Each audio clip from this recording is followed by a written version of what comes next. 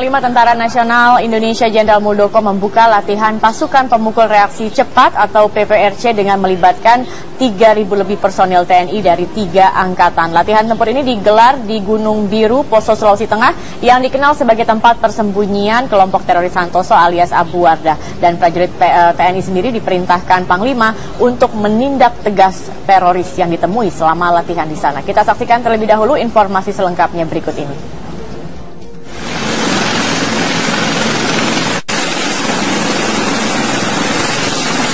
Kawasan hutan di Poso, Sulawesi Tengah ini mendadak riuh dengan dentuman dan desingan amunisi yang dilepaskan oleh para prajurit TNI. Mereka tengah menggelar latihan gabungan yang diikuti oleh 3 matra, darat, laut, dan udara. Kawasan Poso dan Palu dianggap cocok untuk melatih kecepatan dan kewaspadaan prajurit. Menteri Koordinator Politik dan Keamanan Tejo Edi membantah jika latihan ini sekaligus menjadi operasi militer penangkapan kelompok teroris Santoso. Sebagaimana diketahui, wilayah Poso merupakan wilayah pusat pelatihan jaringan teroris kelompok Santoso. Tidak semata-mata itu terlalu kecil untuk memburu Santoso itu. Ya, kita menggunakan pasukan sumber besar, tidak. Hanya kita ingin melatih para prajurit untuk selalu siap atau siaga operasi untuk melaksanakan latihan-latihan secara rutin. Latihan kali ini terhitung cukup besar, skenarionya adalah menghujani Gunung Biru yang disinyalir menjadi markas teroris dengan roket. Serangan dilakukan secara bergelombang oleh pasukan pemukul reaksi cepat, Angkatan Darat, Laut, dan Udara. Jadi semuanya kegiatan ini diawali oleh operasi intelijen. Ya. Operasi intelijen akan memberikan gambaran tentang situasi musuh, situasi medan operasi, dan cuaca. Dari intelijen itu, maka kita membuat perencanaan operasi sesuai dengan gelaran kekuatan seperti tadi, operasi tempur. Setelah operasi tempur selesai, ada namanya operasi teritorial. Jadi besok juga akan kita laksanakan operasi teritorial di situ. Meskipun ada sejumlah pihak yang mengecam operasi militer, namun dalam penumpasan teroris, operasi semacam ini layak dilakukan. Bagaimana sekarang menindak mereka ini? Ya terus terang, ya pendekatan persuasif itu paling bagus ya. Tapi saya mau mengatakan persuasif itu nonsen tanpa penindakan yang efektif. Persuasif itu sendiri kan kita ngomong-ngomong orangnya ada. Pertanyaannya gimana menghadirkan orang ini? Kita undang, ada teroris yang datang. Coba undang. Bukan kawinan ini. Latihan militer gabungan merupakan program rutin yang dilakukan TNI, tempatnya pun selalu berpindah-pindah. Sebelum di Poso, TNI telah menggelar latihan di berbagai wilayah di Sumatera, Jawa, serta Kalimantan. Tim Liputan Metro TV.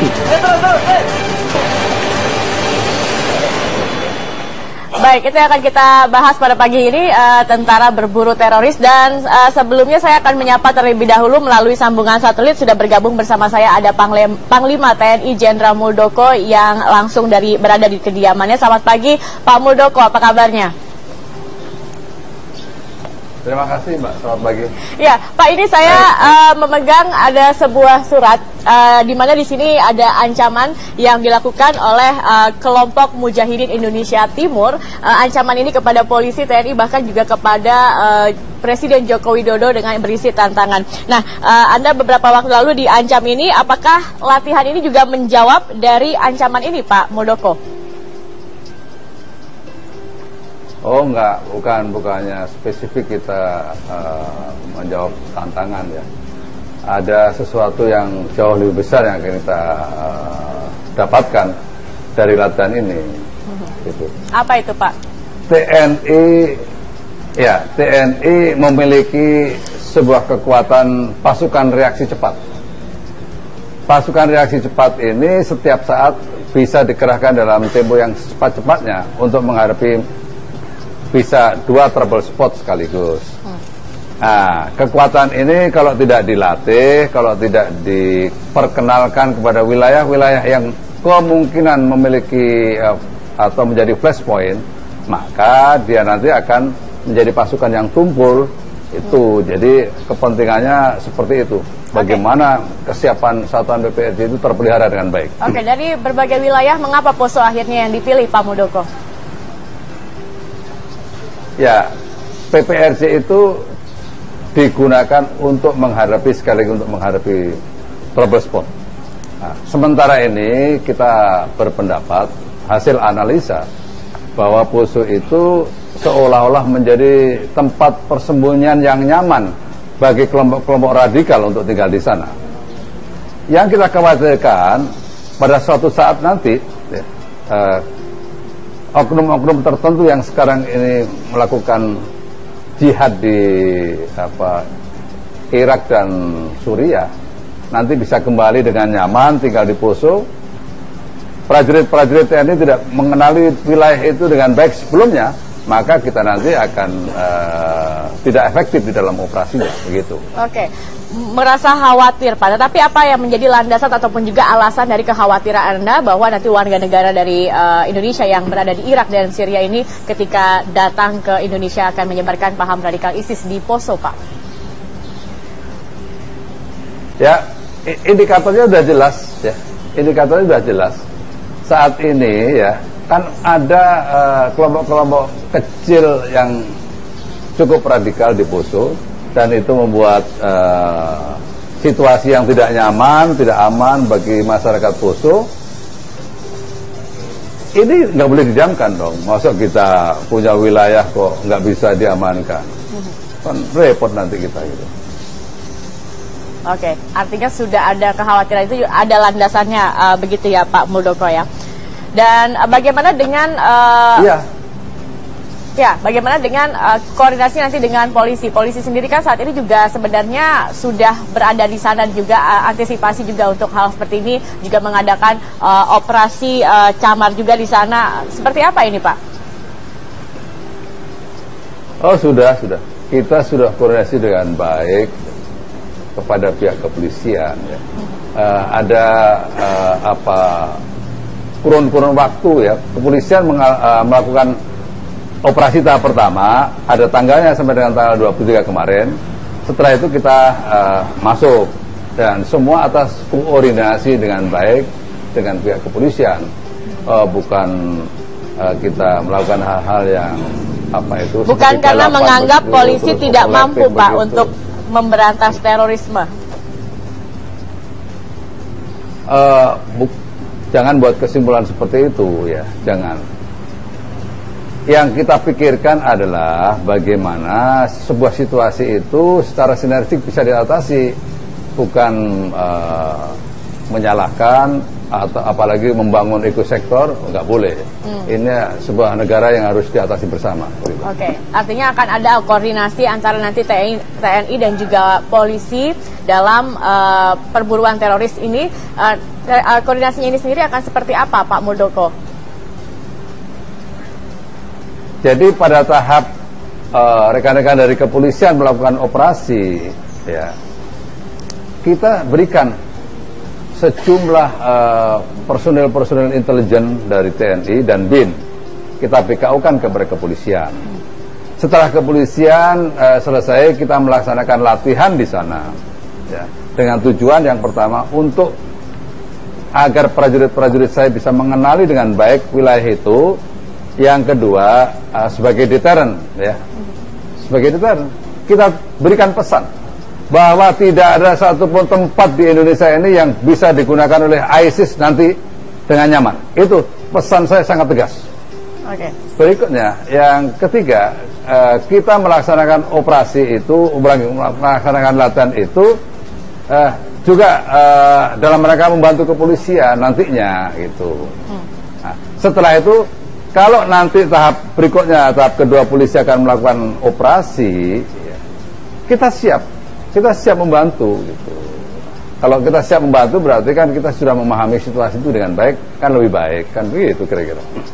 Oke, Pak, selain itu juga Bapak pernah mengatakan bahwa Anda perintahkan kepada pasukan Anda untuk menindak tegas jika memang nanti ketika dalam latihan ini bertemu dengan teroris. Bentuk tindakan tegas ini seperti apa, Pak? Apakah akan langsung tembak di tempat atau akan menyerahkan ini ke polisi, atau seperti apa ini bentuk tindak tegas yang Anda maksudkan?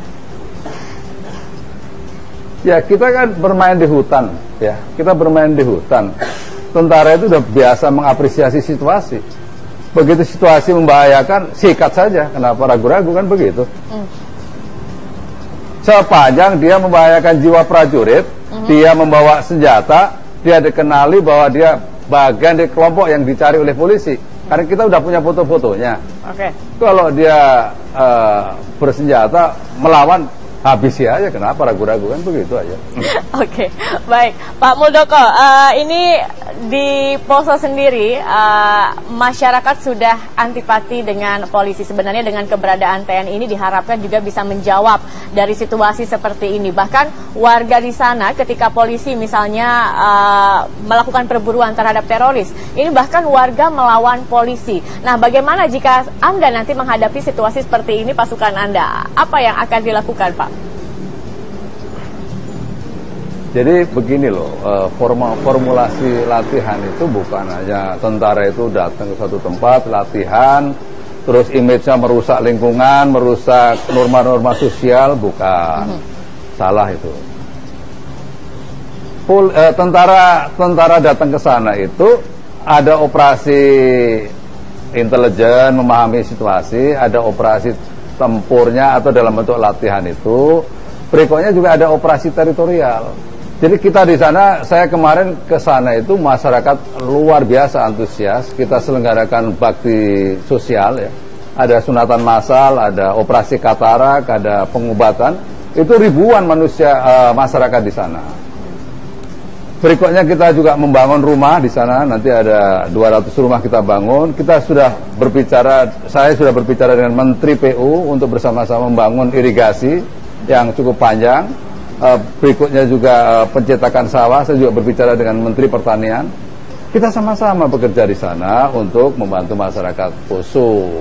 Ya, dari satu sisi mereka merasa nyaman, pada sisi yang lain tingkat kesejahteraan mereka juga kita pikirkan bersama-sama. Itu jadi janganlah berpikir bahwa TNI datang itu merusak lingkungan, merusak tatanan sosial. Baik, itu artinya mungkin pemikiran-pemikiran yang sesat itu. Ya, artinya memang ada pendekatan juga dari TNI sendiri, karena memang ada yang mengatakan bahwa dengan masuknya TNI dalam perburuan teroris ini juga semoga menjawab antipati masyarakat di Poso sendiri, Pak. Nah, Pak, kalau kita lihat warga merupakan salah satu kesulitan dalam memberantas jaringan Santoso. Kesulitan apa lagi sih, Pak Muldoko, yang menurut Anda yang dihadapi untuk memberantas jaringan ini?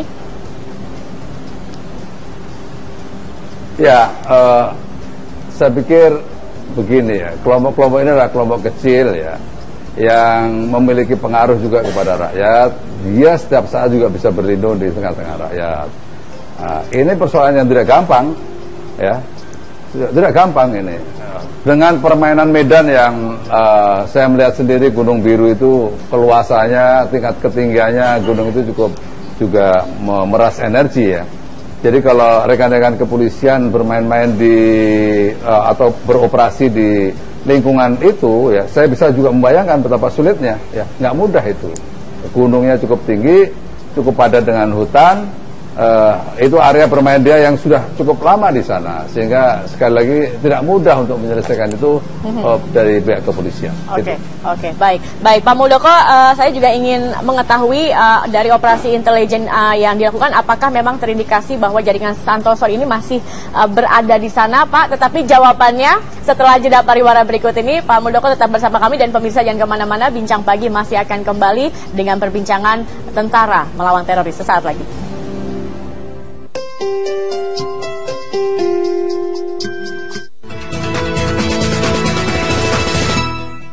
Like Facebook kami ya, terima kasih.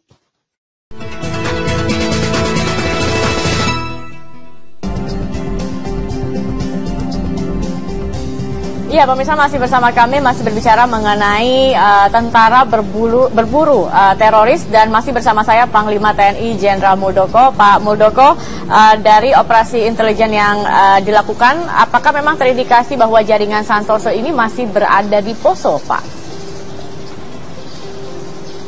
Ya masih ada di Poso, hanya kan bergeser gitu. Karena apa? Karena kita kan melaksanakan latihan, bukan operasi. Kalau latihan itu pasti kita ada sosialisasi, ada mengamankan wilayah daerah latihan, karena kita akan menggunakan munisi tajam, sehingga informasi-informasi seperti ini pasti dia ketahui dengan baik. Untuk itu sementara ini mungkin dia bergeser, gitu. Ya, sehingga saya yakin pasti dia meninggalkan tempat itu. Oke, Bapak, ini kan untuk berburu teroris Anda juga menyiapkan 1 batalion tim PPRC ini dan juga sudah disetujui oleh Presiden Jokowi. Lalu nanti seperti apa mekanismenya, seperti operasionalnya, lalu juga apakah ini sudah final atau masih akan dikaji lagi, Pak?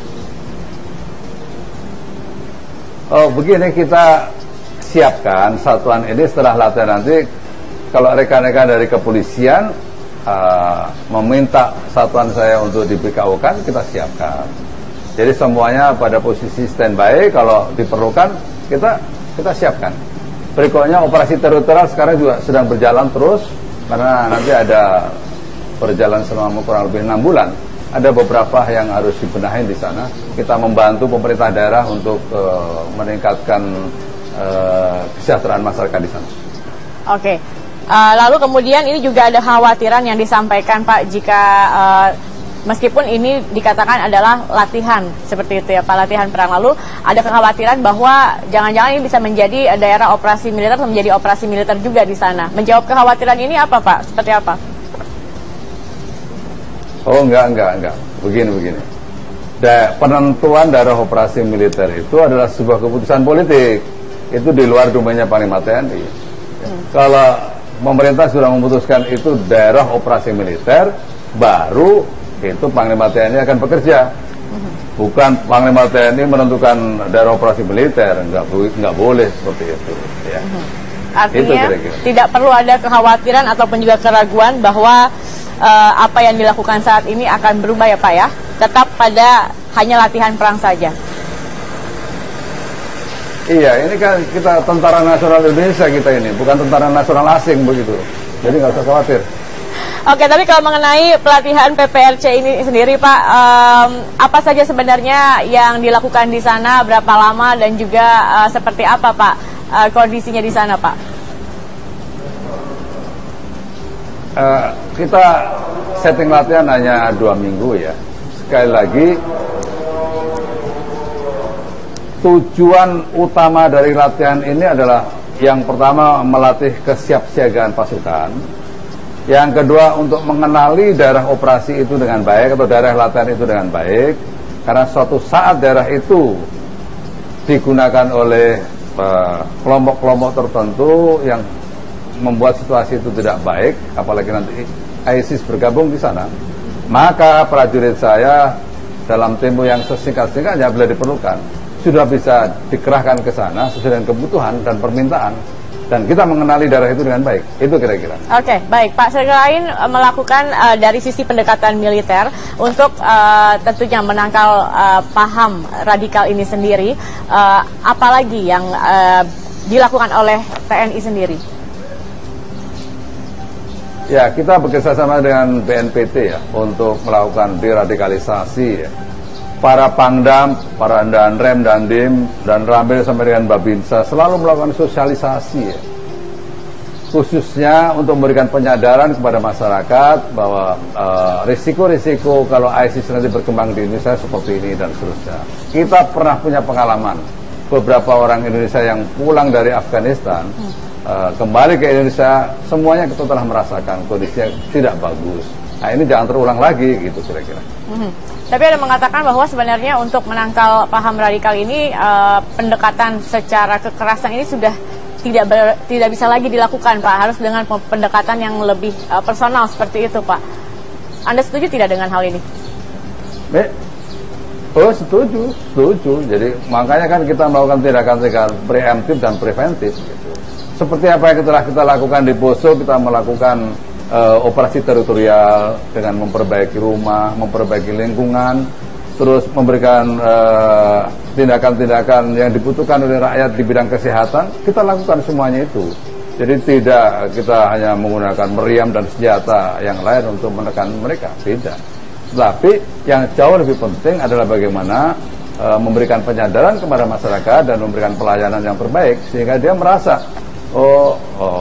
sulit dari pengaruh kelompok radikal atau ISIS itu jauh lebih penting. Oke, baik. Pak Muldoko, terakhir sebelum kita sudahi perbincangan ini, mungkin ada pesan yang ingin Anda sampaikan juga khususnya kepada para teroris. Apa pesan terakhir Anda, Pak Muldoko? Ya, saya katakan kalau kelompok Santoso itu menyerah saja jauh lebih bagus gitu ya.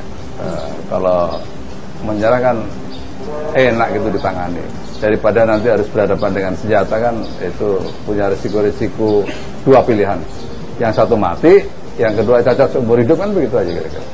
Oke, baik. Artinya lebih baik menyerahkan diri saja, begitu ya Pak Muldoko.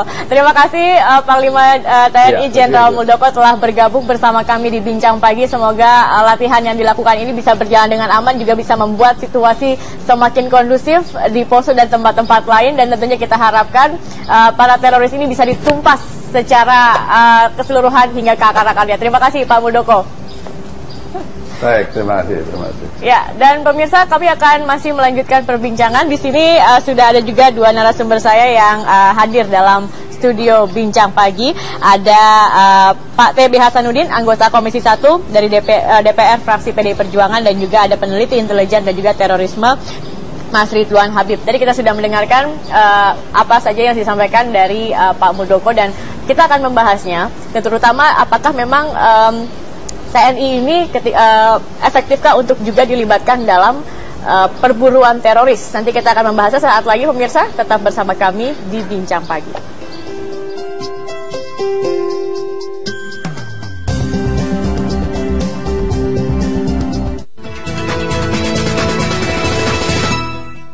Like Facebook kami ya. Terima kasih.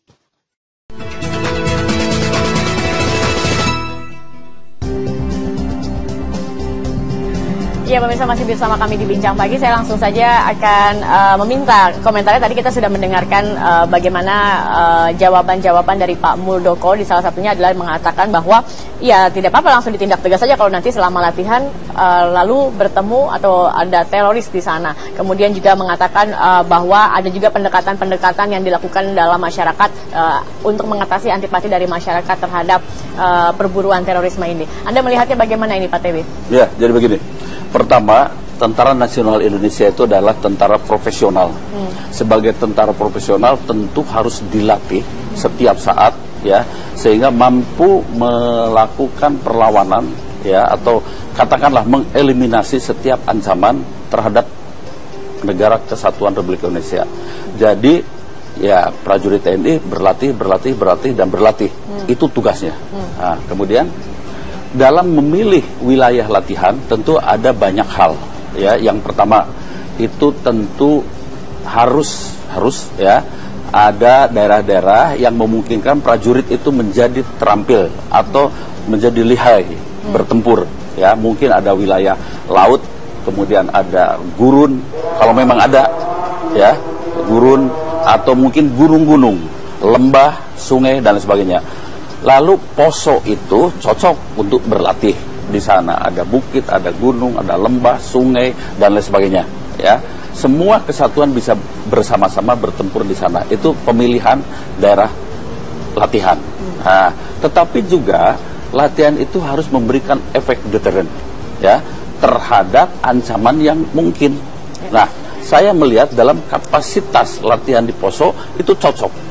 Daerah-daerah yang memang harus dipakai latihan dan barangkali dikenal dengan baik oleh para prajurit itu daerah-daerah yang diperkirakan pada suatu saat menjadi basis perlawanan mungkin teroris. Kalau ini kan bukan mungkin. Pak, memang Gunung Biru ini bukannya memang sudah spesifik bahwa ini adalah tempat teroris. Nah, ini seharusnya sudah 5 tahun yang lalu informasi bahwa Poso itu dipakai latihan, dipakai konsentrasi teroris, ya harusnya kan sudah dulu-dulu.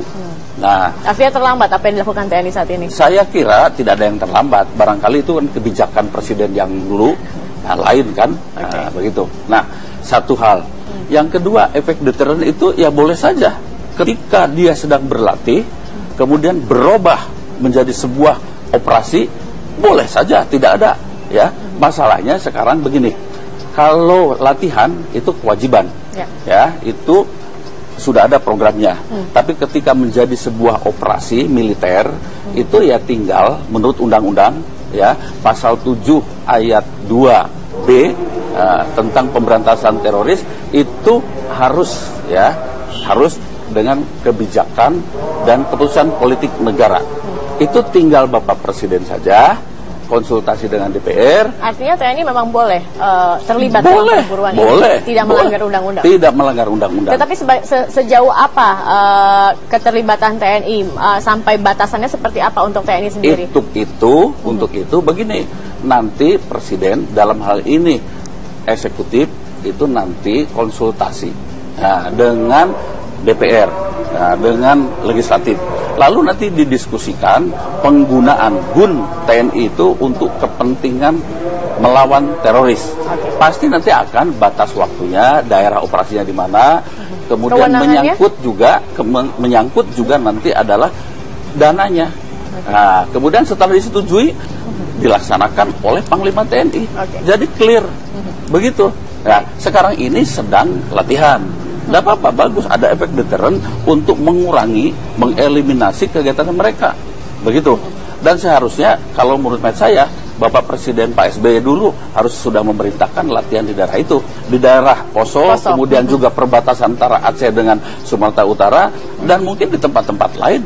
Oke, baik. Nanti saya ingin ke Mas Ridwan dulu. Kalau kita lihat jaringan Santoso ini sepertinya sulit sekali dan begitu licin. Tapi kalau Anda bisa jabarkan sendiri, sebenarnya seperti apa sih jaringan dari Santoso ini sendiri? Ya, sebenarnya seperti yang dikatakan Pak TB tadi, ini sudah sejak 2010.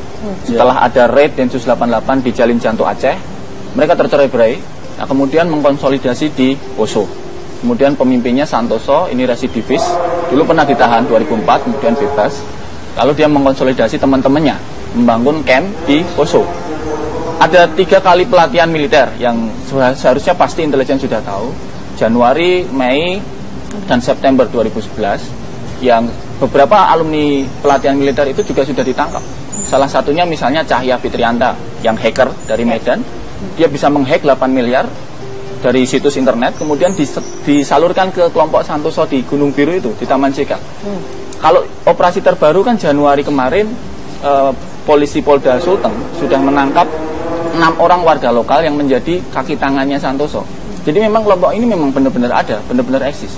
Dan Zakia yang paling baru adalah mereka ini sudah berbaiat kepada ISIS. Jadi mereka sudah berbaiat, file audionya sebenarnya open source intelligence. Teman-teman bisa cek langsung di YouTube dan itu original. Suaranya Santoso langsung. Bahwa mereka mengatakan bahwa kami... Dari mana Anda bisa konversi suara dia langsung? Ya, karena kan ada beberapa dokumentasi Santoso sebelumnya.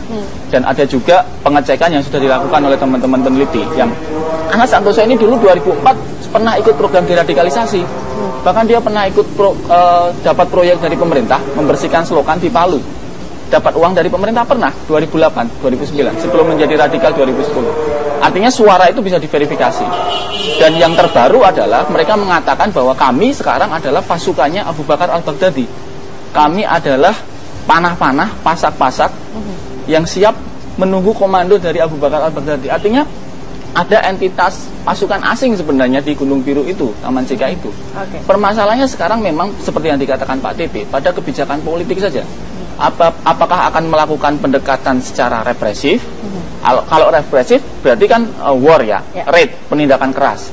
Ada kebijakan politik. Kalau kita lacak 2015 awal, Presiden Jokowi sudah menugaskan Mendagri untuk mengatakan bahwa Santoso tidak boleh lagi ada di Poso. Tapi sampai sekarang kan itu tidak bisa dijabarkan secara jelas. Apakah kemudian tidak boleh ada itu dibebankan ke Polda atau ke TNI? Jadi kebijakan politiknya bagaimana?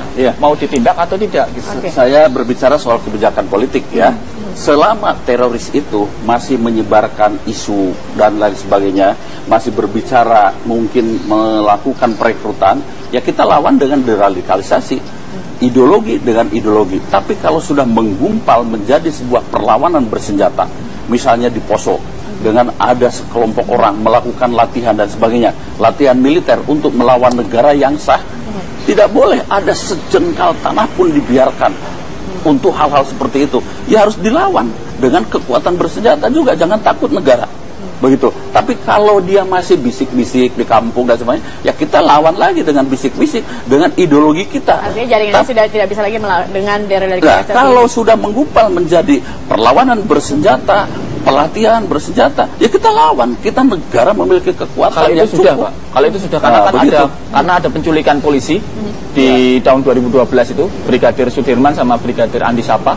Itu mereka video bagaimana mereka menyiksa itu, kemudian dikubur, mereka video dan masih bisa dilihat di internet sekarang. Ada salah satu situsnya saya print kebetulan, masih bisa di-download. Oke, mungkin bisa juga ditunjukkan kepada pemirsa.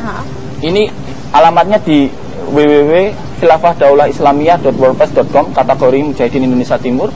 Masih bisa di-download dan di situ ada surat tadi yang Yakia pegang, surat tantangan kepada Presiden Jokowi yang katanya akan membasmi kami Januari, mana buktinya?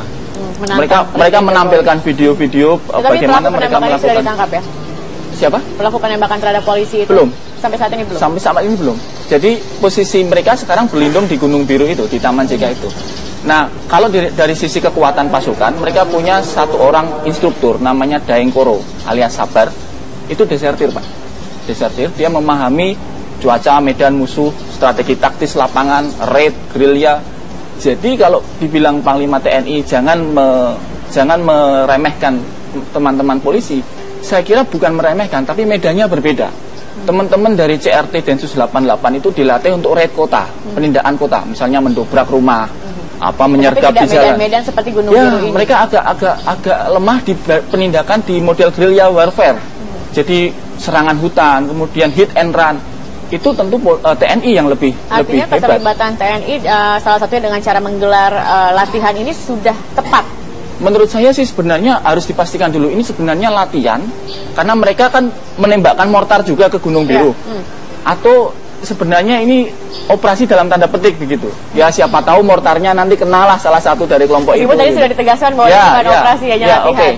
Tapi sebenarnya mending ditegaskan saja, Pak DP kan sudah welcome ya dari DPR. Ditegaskan saja, kami misalnya akan membantu Polri sebagai penjuru di depan, kami di belakang, karena ini raidnya di hutan, ya yang diturunkan TNI gitu, yang lebih mempunyai kemampuan profesional di situ. Baik, nanti kita lanjutkan kembali Pak TB dan juga Mas Ridwan, tetapi kami harus jeda dulu sejenak pemirsa. Setelah jeda berikut ini, Bincang Pagi masih akan kembali, tetap bersama kami.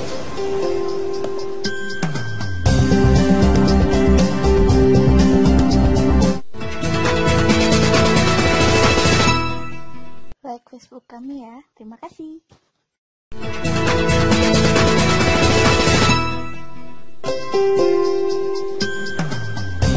Ya baik pemirsa, kita sudah sampai di segmen terakhir dalam perbincangan yang pertama di Bincang Pagi, dan kita akan langsung lagi membahas lagi Pak TB. Kalau kita lihat memberantas terorisme memang tidak semudah itu, dan keberadaan TNI sendiri untuk ikut berburu teroris meskipun masih dalam kapasitas saat ini adalah latihan, tetapi ini memang sesuatu yang dibutuhkan. Tetapi bagaimana nantinya kalau kita lihat koordinasi antara TNI dan polisi sendiri? Apakah memang tadi dikatakan sebenarnya polisi ini bukan medannya, tidak menjawab tidak kemampuan polisi juga kah? Ya, jadi begini, menurut hemat saya kalau soal koordinasi bisa dilaksanakan mulai dari level Panglima TNI dengan Kapolri sampai ke bawah, itu bisa dilakukan dengan baik ya. Tetapi kembali lagi ya, bahwa TNI dengan judul seperti itu berburu teroris atau memburu teroris dan sebagainya, itu dasar hukumnya tuh sudah ada dalam undang-undang TNI ya. Tinggal harus ada kebijakan dan keputusan politik negara. Dalam ini tinggal itikat dari kepala negara berbicara, diskusi, lalu dipaparkan seperti apa dan sebagainya. Lalu dilaksanakan nanti oleh Panglima TNI ya. Sekali lagi, saya barangkali bukan orang atau dengan teman-teman kelompok yang suka dengan kekerasan. Artinya selama masih bisa dilakukan upaya-upaya deradikalisasi, diajak, dihimbau, lalu disampaikan bahwa ini bukan perbuatan yang baik, bahwa jihad itu bukan seperti ini. Oke, kalau itu didengar, welcome. Mereka itu bagian dari rakyat Indonesia. Tapi kalau sudah lari ke hutan, melakukan pelatihan, membawa senjata dan lain sebagainya, ya, lalu melakukan upaya-upaya perlawanan terhadap negara kesatuan Indonesia, kita juga kan punya Tentara Nasional Indonesia yang terlatih. Tugasnya memang untuk itu, ya dimanfaatkan. Nah, tapi tentu nanti barangkali kan di wilayah itu bukan teroris semua, ada rakyat, lalu ada perhatian hak-hak sipil, hak asasi manusianya dan lain sebagainya. Ya, saya kira tentara Indonesia sekarang lebih terlatih, begitu. Nah, lakukan itu ya secara profesional dan melalui latihan-latihan itu. Ya, sekali lagi dasar hukumnya itu sudah ada dan ini sesungguhnya tidak berlarut-larut, jangan sampai berlarut-larut. Masa kita dikecohkan oleh kelompok Santoso yang hanya mungkin belasan orang, ya. Nah, ini poin yang paling utama menurut hemat saya. Sekali lagi, mari kita kembalikan kesadaran nasional itu, ya, dalam rangka menggalang negara kesatuan Indonesia. Itu, jadi ideologi kita jelas Pancasila, bukan ideologi yang lain. Itu. Baik. Mas Ridwan sendiri kalau kita lihat sepertinya memang sulit sekali ya untuk memberantas terorisme ini sendiri. Kalau Anda lihat apa saja kekurangan-kekurangan mungkin dalam operasi kita, mungkin operasi intelijen, lalu juga bagaimana cara perburuan terhadap teroris, apa menjadi kekurangan yang seharusnya ini bisa diperbaiki atau bisa juga ditingkatkan kembali untuk terkait teknis intelijen. Sebenarnya di Poso itu sudah masing-masing lembaga intelijen itu melakukan operasi di sana. BAIS operasi, Baintelkam operasi, Densus 88 intelijen kita operasi. sudah cukup baik. Intelijen di sana sudah operasi. Cuma permasalahannya tidak ada fusi informasi sehingga masing-masing mempunyai data dan dipakai sendiri-sendiri. Nah, kalaupun itu disetorkan ke masing-masing pimpinan, misalnya BAIS setornya ke Panglima TNI, Baintelkam ke Kapolri, kemudian tidak sinergi dan lapor ke Presiden yang memegang kekuasaan sebagai Panglima tertinggi. Itu dari sisi intelijen ya.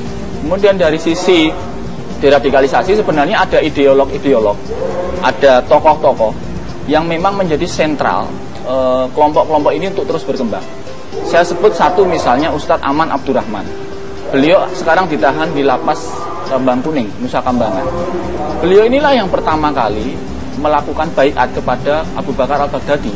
Dan jamaahnya di seluruh Indonesia yang masih bebas banyak sekali. Salah satunya adalah Salim At-Tamimi yang di YouTube nantang Panglima TNI. Dulu dia orang biasa, pemahaman Salafi Yaman gitu, karena dia pernah di pondok pesantren di Yaman. Pada tahun 2010 dia berdebat dengan Ustadz Aman dan kalah. Lalu dia menyatakan baiat kepada Ustadz Aman dan menjadi sekarang ISIS gitu. Nah, permasalahannya kenapa Ustadz Aman yang di Nusa Kambangan ini tidak bisa diajak dialog, diskusi? Kita kan punya ulama-ulama. Ada Menteri Agama Mas Lukman Hakim Saifuddin misalnya yang bisa datang berkali-kali ke lapas untuk menyadarkan tokoh-tokoh sentral ideolog ini. Nanti kalau tokohnya ini tersadarkan, saya kok yakin yang bawah pasti akan menerima. Iya, karena mereka kan memahami ini dalam konteks belajar kepada ulama yang lebih tinggi. Tapi mungkin yang perlu digarisbawahi terkait Santoso, sebenarnya mereka menunggu-nunggu operasi TNI itu. Di publikasi-publikasi media mereka, di milis-milis internal mereka, itu mereka menunggu-nunggu kapan TNI akan datang. Ingat tahun 2012, 1000 pasukan dari Kodam setempat itu mengepung situ dan mereka melawan. Mereka membuat ranjau-ranjau dan akhirnya 2 bulan Pak ditarik. Nah, artinya dari sisi kemampuan pasukan, Santoso ini walaupun mungkin kecil, mungkin sekitar 100 orang, mereka mempunyai keahlian hit and run, guerrilla warfare, dan ini kembali lagi ke kebijakan politik. Apakah Presiden Jokowi mengambil pendekatan dialogis, artinya tunjuklah 1 atau 2 mediator yang bilang secara terbuka ke mereka, ayo kita dialog terbuka, ideologimu bagaimana, kita diskusikan. Sampai salah satu pihak kemudian mereka bisa disadarkan. Atau kemudian pendekatan keras diumumkan, 1 minggu Santoso tidak turun dari Gunung Biru, Panglima TNI kami kirimkan gitu. Nah, kalau begitu mereka pasti akan kemudian berpikir kan, kami akan perang atau turun begitu. Dari sisi kesiapan mereka siap sekali kok. Jangan dibiarkan ngambang. Mereka mencari mati loh ya jangan salah. Kalau TNI kan TNI kan beroperasi karena dia dibayar, digaji gitu. Kalau mujahidin dalam tanda petik kelompok Santoso ini mereka mencari mati, mencari syahadah namanya. Mencari syahid itu ideologi mereka. Artinya mereka nggak takut kalau Panglima bilang ketemu tembak aja, sikat aja. Ya mereka memang untuk itu. Baik. Memang bertahan di sana. Baik, Mas Ridwan, terima kasih, Pak TB, terima kasih. Kita akan lihat seperti apa. Ini memang hanya seperti latihan operasi, tapi kita harapkan juga pemberantasan terorisme di Indonesia ada efek deteren. Ya, dan juga bersungguh-sungguh kalau memang diperlukan TNI diturunkan untuk berperang. Tinggal Bapak Presiden nanti diskusi dengan DPR. Baik, terima kasih Pak TB Hasanuddin dan juga Mas Ridwan Habib atas